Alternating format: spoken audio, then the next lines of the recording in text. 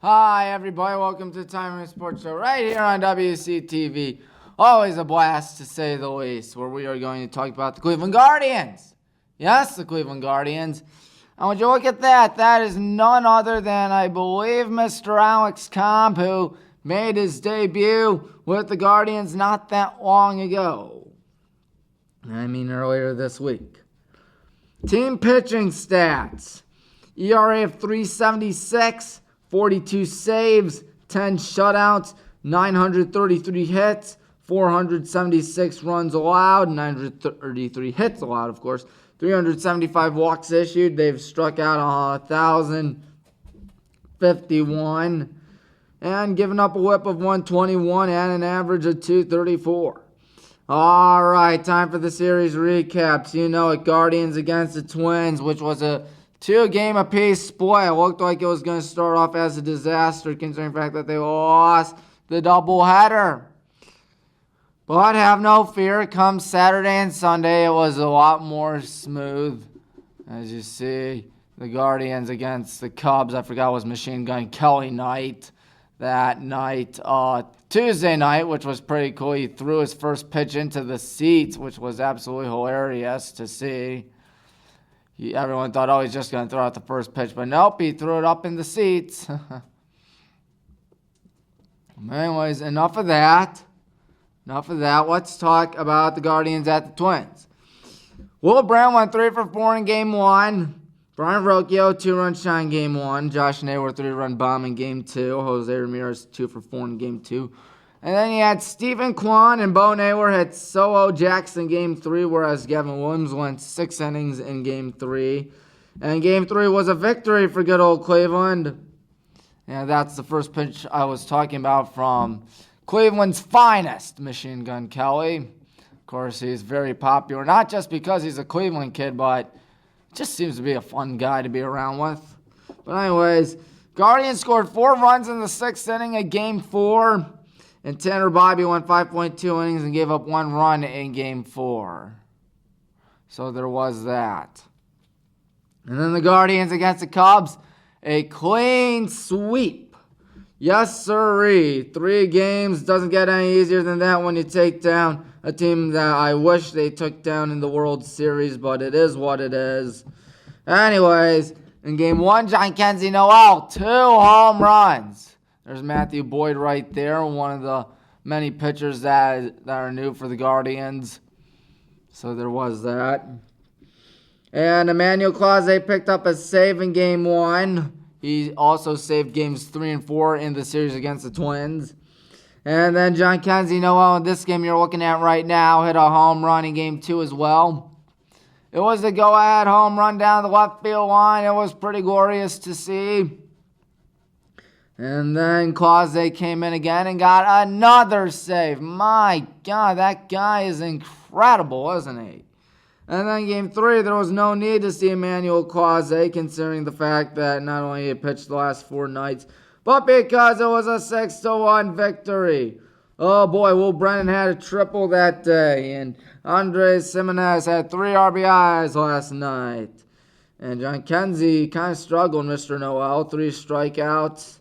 And 0 for 4 day for him. But nonetheless, a fun series for him against Chicago. The Cubs, not the White Sox, who are now an incredible 43.5 back of the, who do you call them, Guardians for first place. They will not win the division. They're on pace for 39 wins. So, yeah, it is official. They will not win the division this year, to nobody's surprise. And the Guardians are 4.5 ahead in the, American League Central. And the top team in baseball, what? I know, they're still the best team in baseball. How incredible is that? 72-49, Mr. Stephen Vogt has just been really doing a dandy. We have a potential World Series matchup later on this weekend when the Guardians go to Milwaukee to play the Brew Crew.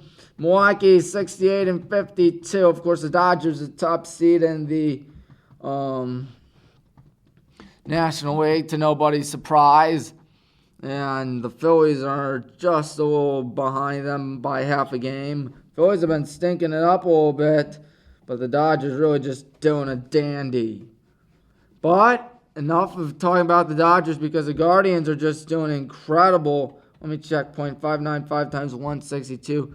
On pace for 96 wins. Nobody's on pace for over 100 wins this year. Last time that happened, I think, was 2014. I remember hearing that. But still, a 96-win season and being up top of the majors, that's nothing to brag, or that's something to brag about, nothing to scoff at is what I meant to say. Anyways, time for some high school football picks, as that is going to be that for high school football this year. How about that? We've really gunned our way through so many picks, but this week will be the last week we look at predictions, and we're going to talk about the Metro Division. I forgot to mention what episode this is, by the way. It's episode number 248. I apologize. Cuyahoga Heights Red Wolves 8-1, 5-0. Trinity Trojans 6-4, 4-1. Brooklyn Hurricanes 5-5, 2-3. Independence Blue Devils 4-6, 2-3. Another team going 2-3, but with a 3-7 record in the regular season. The Wycliffe Blue Devils. While the Beechwood Bison will have no luck in the Metro Division, unfortunately, this year, in my opinion. 2-8, 0-5. Always rough to see that. You never want to see teams struggle immensely in high school football. They're still kids at the end of the day. I hope you know that, folks. I hope you know that not only is there the Metro Division, but there's also the Valley Division. We're talking about the Chagrin Valley Conference, by the way. Chagrin Valley Conference. Kirtland Hornets are going to do Kirtland Hornets things, like go 10-0, 5-0.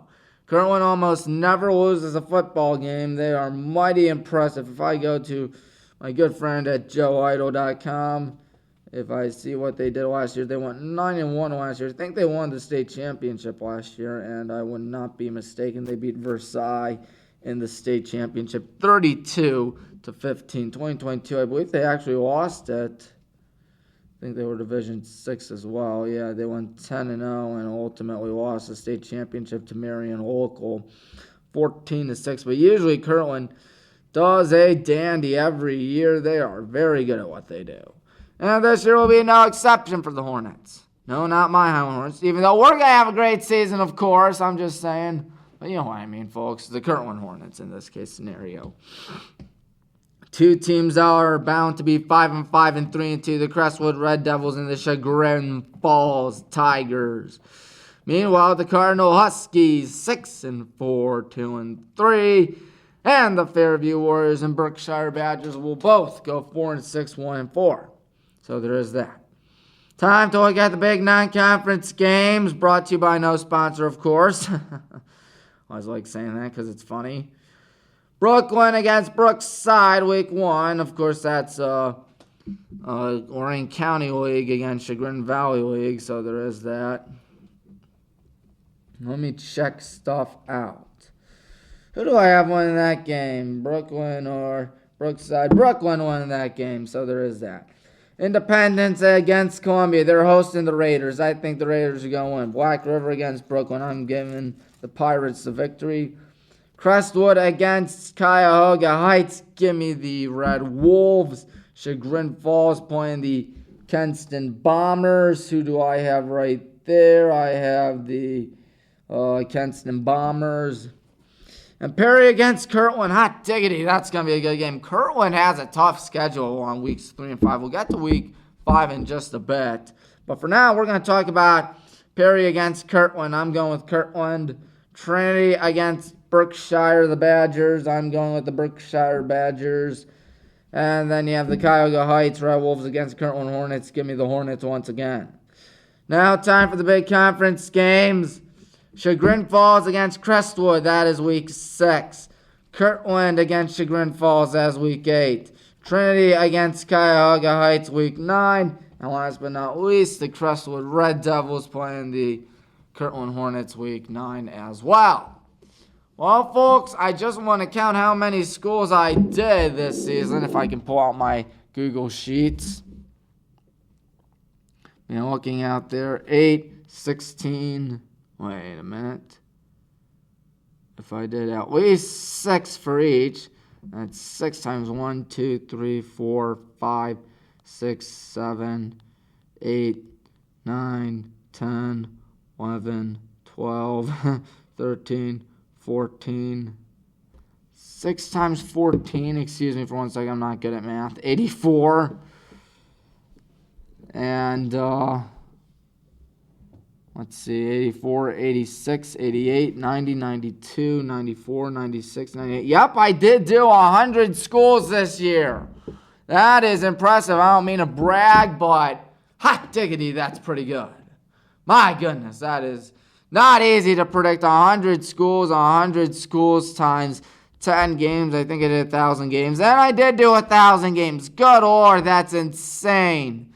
I know my high school football. Just kidding, I did not know my high school football. But I do know next week, the Tommy Maroon Sports Show will be at episode number 249, where Tommy's Picks will be back. And then episode 250, which is a milestone episode, of course, but we're not going to celebrate or look back on stuff because we got to talk about the NFL preview and do college football picks. On the FBS level, we're doing Tommy's Picks in high school football, FBS, D3, and, of course, the NFL. Those are 4 picks we're doing this year. My God. You and I say, or what Dr. Eggman says in Shadow the Hedgehog, the more the merrier. Anyways, episode number 249 will involve the Tommy's Picks, which will look at 20 high school football games this season, or each week, and see who will come out on top in each game. So 20 times 10, I believe that's 200. And will not be mistaken, it is indeed 200 because I'm a smart guy. Just kidding, I'm not a smart guy. But anyways, the new Highland Hornets rap song is coming out next week. Can you believe it?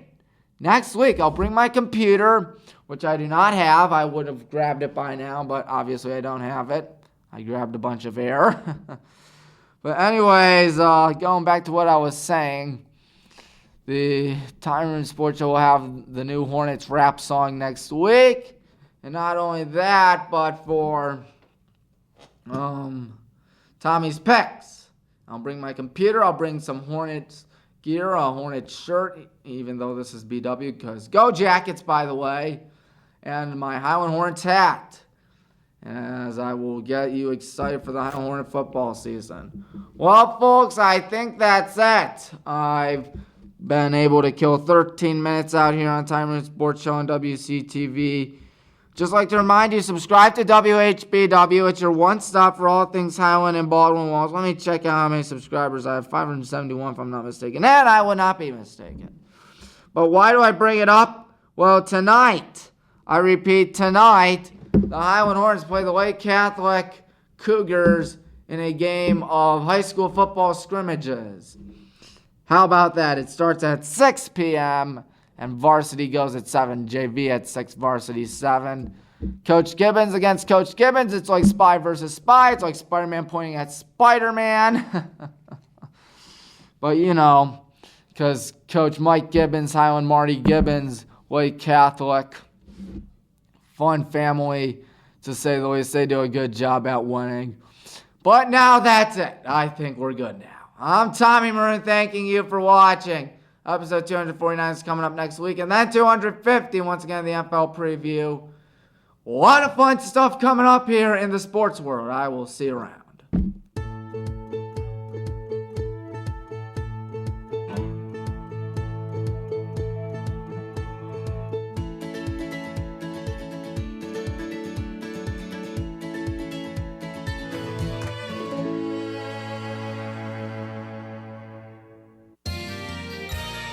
You are watching WCTV, Wadsworth Community Television.